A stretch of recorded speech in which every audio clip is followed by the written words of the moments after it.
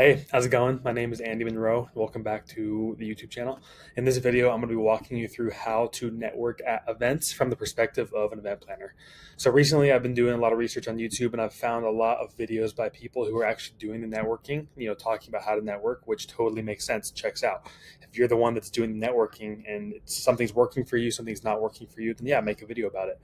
However, as an event planner, I've put on dozens of events, some in person, some virtual, some 1,700 attendees, some just 12 attendees, and we've spent a lot of time creating networking functions within these events. And when these functions are happening, I just get to observe them. I get to observe the chaos. I get to see which individuals are working the room. I get to see which individuals are kind of just standing in the corner by themselves. You can kind of read the body language of people. Like if you see someone talking to a group and you can see everyone that looks kind of annoyed, they want the conversation to end. I kind of like stand by and listen to what they're talking about and how they're interacting with each other. It's a very unique position to be in, and I've also engaged in a few of my own networking events just to get feedback on the event, and I feel like I've picked up a lot from there. So I just want to make a video on my perspective when it comes to networking at events and what I've seen work really well and what I've seen not work. So hope you enjoy. Let's get the slides to work. There we go. So the first thing that I want to talk about is attending all of the networking events. So when I put on my events, I make sure to incorporate a lot of networking into the run of show, into the itinerary, to foster that space of connection for the attendees, because that's one of the most valuable parts of events. A lot of networking tends to go on during the sessions, which, as the event planner, we don't like to see that happen. We want people to be in there watching the speakers, getting the entire experience that we've created. However, I understand it's going to happen. But if you are looking to network at an event, the best place to do that networking is at the networking functions, which makes complete sense. This is where most of the networking is done. I've seen a lot of attendees skip networking sessions, go do their own thing, go get their own dinner. Maybe they have a few friends they want to go out to a bar, or maybe they have like their own, group, their clique that they're with, and they want to go do their own thing. I could not, I could not recommend this more. You should be attending all of the networking events because that is where the magic is done when it comes to networking. This is where you have most exposure to all of the attendees that are attending the event.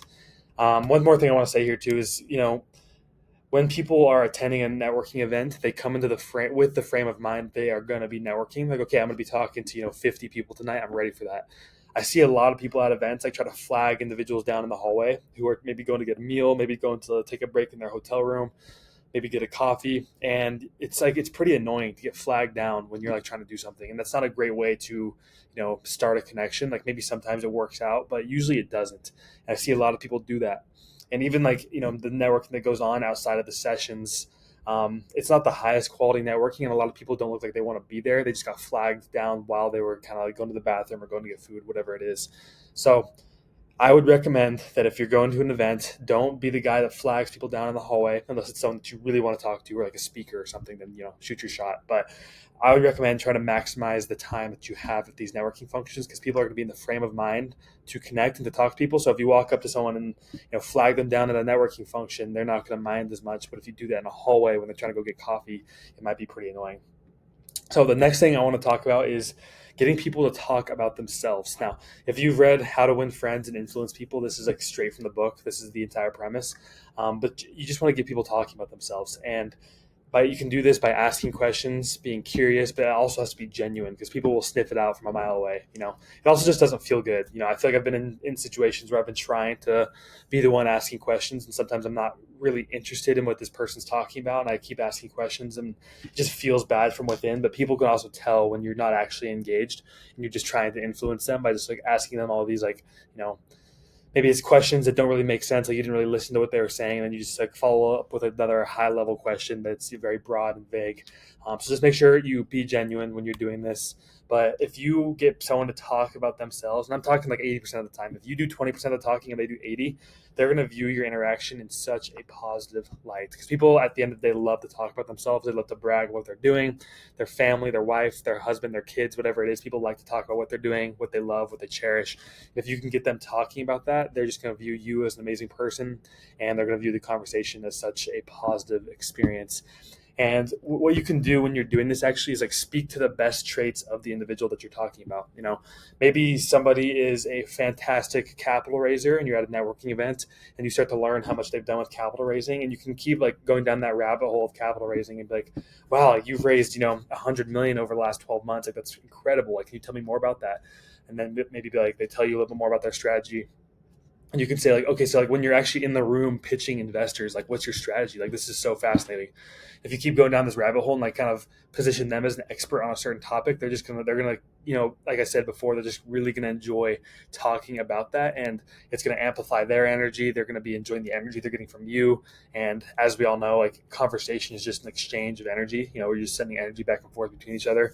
And if you speak to the best traits and characteristics of an individual, their energy is going to be enhanced, and it's going to be a much more pleasant conversation.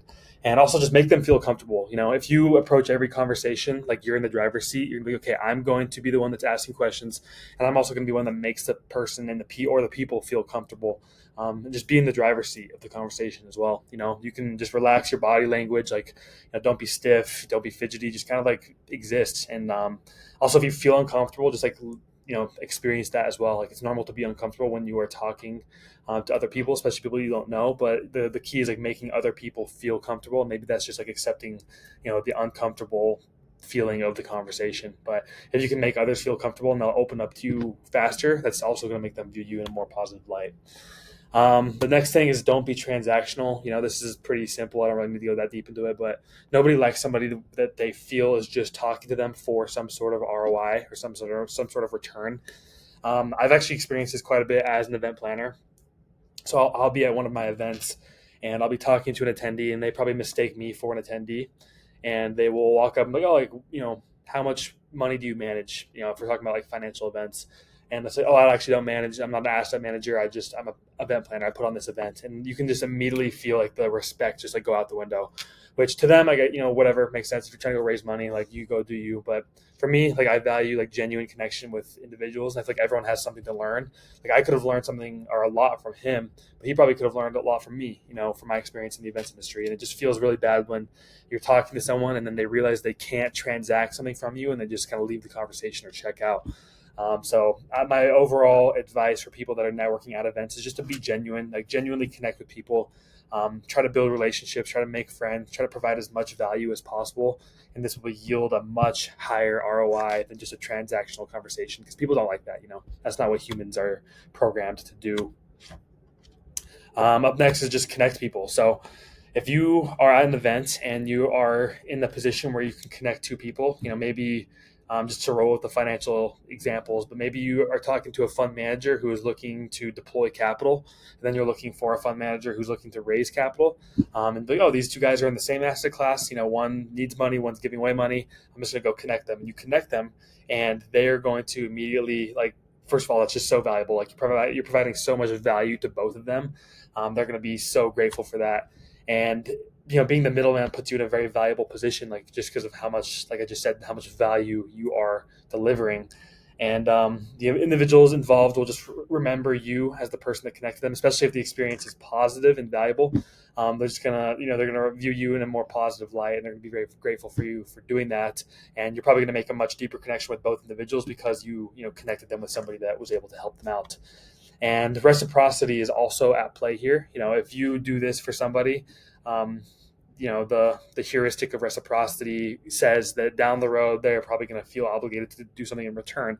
Maybe that's connecting you with somebody valuable, or maybe it's like, maybe if you're raising capital down the road and you go to them, they will deploy capital into your fund or your deal, whatever it is, because of that one time where you connected them with their future business partner, whatever it is. Reciprocity is very powerful, and if you can just provide value, and like if you do that from the being the connector and connecting people, that's one way to do it. But regardless, if you just provide a bunch of value, reciprocity is going to pay you some dividends in the long run.